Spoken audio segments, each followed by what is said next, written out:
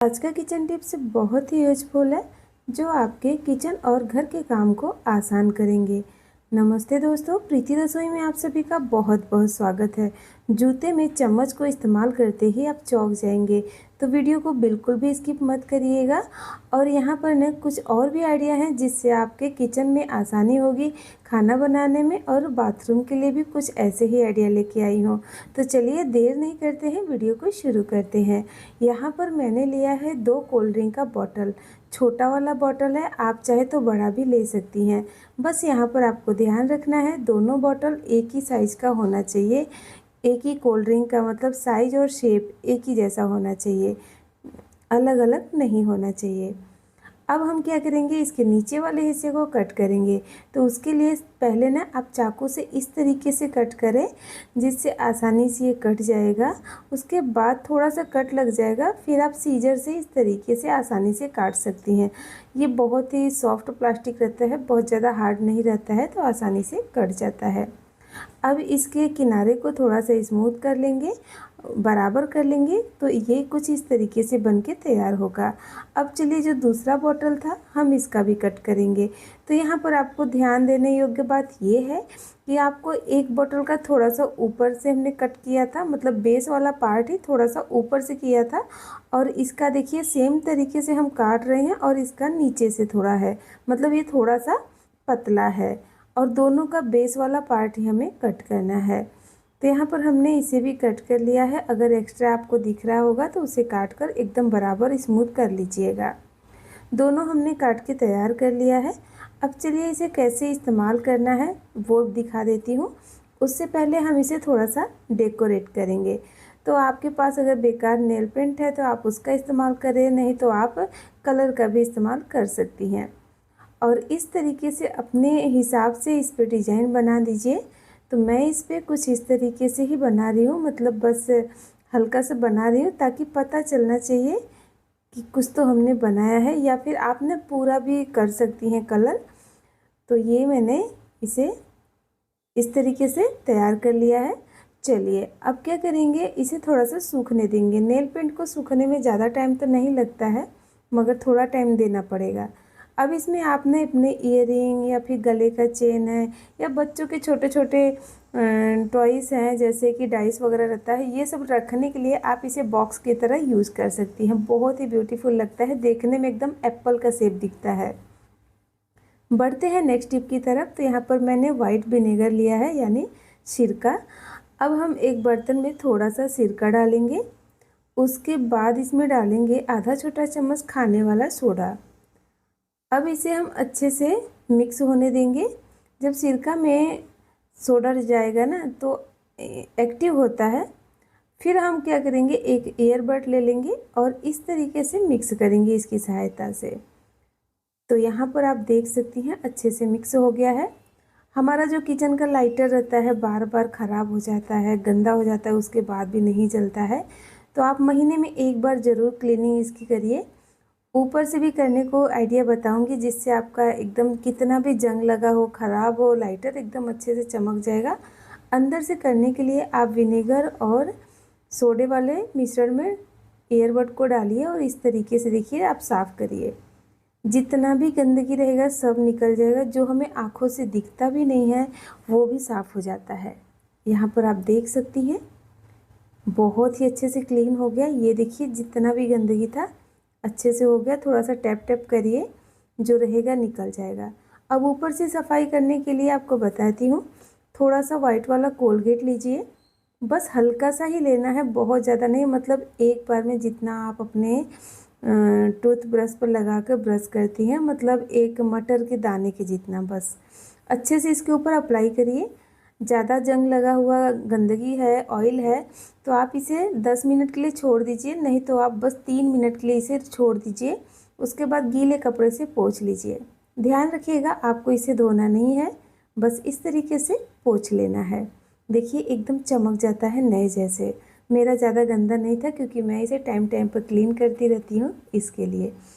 अच्छा, बारिश का मौसम शुरू हो गया है। बारिश में ना इसमें मॉइस्चर बहुत जल्दी हो जाता है, फिर ये जलता ही नहीं है, काम नहीं करता। तो आप जब भी खाना बनाती हैं ना, तो उसके बाद ना गैस को बंद करने के बाद उसके बीच में इस तरीके से रख दीजिए, तो आपका लाइटर कभी भी ख़राब नहीं होगा।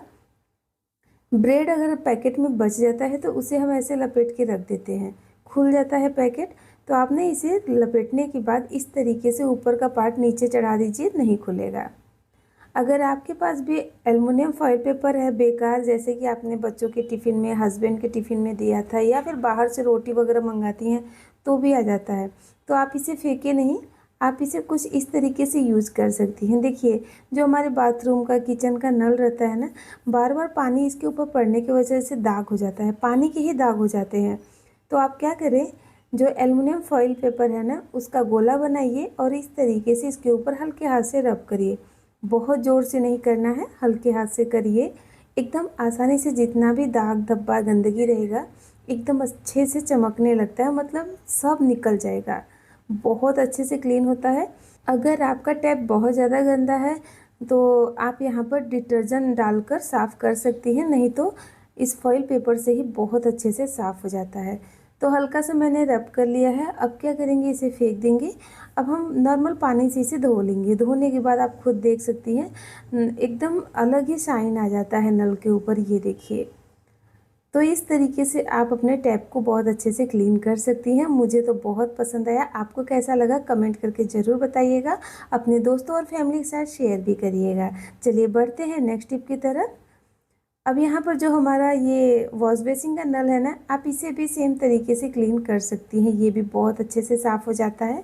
दोस्तों, वीडियो को लाइक कर दीजिएगा और चैनल पर पहली बार आई हैं तो सब्सक्राइब कर लीजिएगा ऐसे ही यूजफुल टिप्स देखने के लिए। अब यहाँ पर देखिए, हम बढ़ते हैं नेक्स्ट टिप की तरफ। तो मैं ना ये जो नींबू यूज करने का छिलका बचता है, मैं इसे फेंकती नहीं हूँ, मैं इसे इस तरीके से एक कंटेनर में रख के फ्रिज में स्टोर कर लेती हूँ। फिर जब भी इसकी ज़रूरत रहती है मैं यूज़ करती हूँ ज़रूरत के हिसाब से। तो यहाँ पर देखिए, कभी कभी क्या होता है, खाना बनाते बनाते हमारे नेल ऐसे पीले हो जाते हैं मसाले हल्दी वगैरह के दाग से, वैसे भी गंदा हो जाता है। आलू नया काटते हैं या फिर कुछ ऐसे आंवला वगैरह काटते हैं ना, तो भी काला हो जाता है। तो आपको अगर क्लीन करना है ना, तो बस इसे ना इस तरीके से अपने नेल पर, हाथ पर अच्छे से रब कर लीजिए। उसके बाद 10 मिनट के लिए छोड़ दीजिए, फिर नॉर्मल पानी से हाथ को धो लीजिए जब सूख जाए।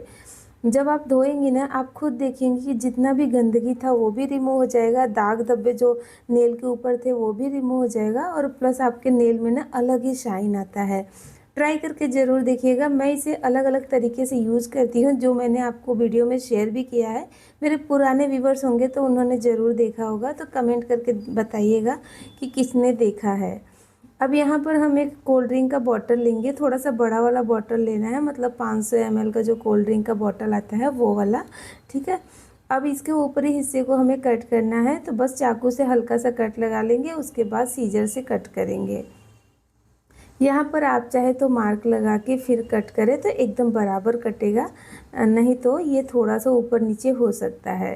तो देखिए, इस तरीके से इसके ऊपरी हिस्से को कट करके एकदम बराबर कर लेना है, और जो ऊपर वाला हिस्सा है ना ये वाला, इसे भी हम सेम तरीके से कट करेंगे और एकदम बराबर कर लेंगे।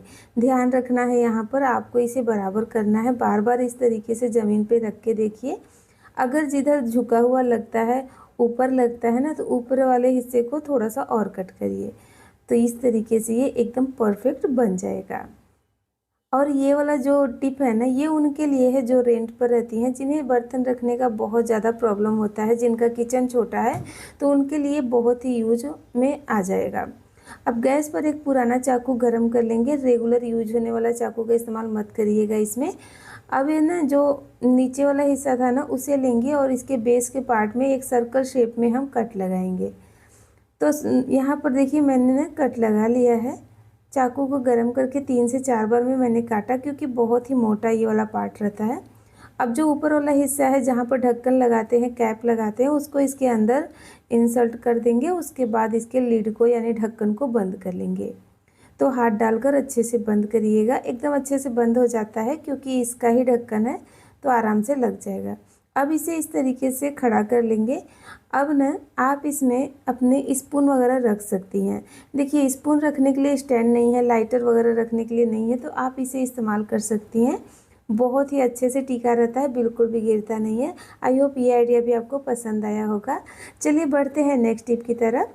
यहाँ पर मैंने जूता लिया है और ये जूता आप ध्यान से देखिएगा, नॉर्मल जूता नहीं है, ये फुटबॉल खेलने वाला जूता है। और ये जो जूता रहता है ना, इसे साइज़ से एक साइज़ छोटा ही खरीदना पड़ता है, क्योंकि जो फुटबॉल खेलने वाला जूता रहता है ना, वो टाइट रहता है पैर में, थोड़ा भी ढीला नहीं होना चाहिए, टाइट फिट होना चाहिए, ताकि फुटबॉल मारते टाइम कभी जो जूता है वो निकल नहीं जाए पैर में से, किसी को लग नहीं जाए और खेलने में असुविधा हो जाती है अगर ये ढीला रहता है तो थोड़ा सा छोटा ही रहता है, इसे पहनने में बहुत ज़्यादा दिक्कत होता है।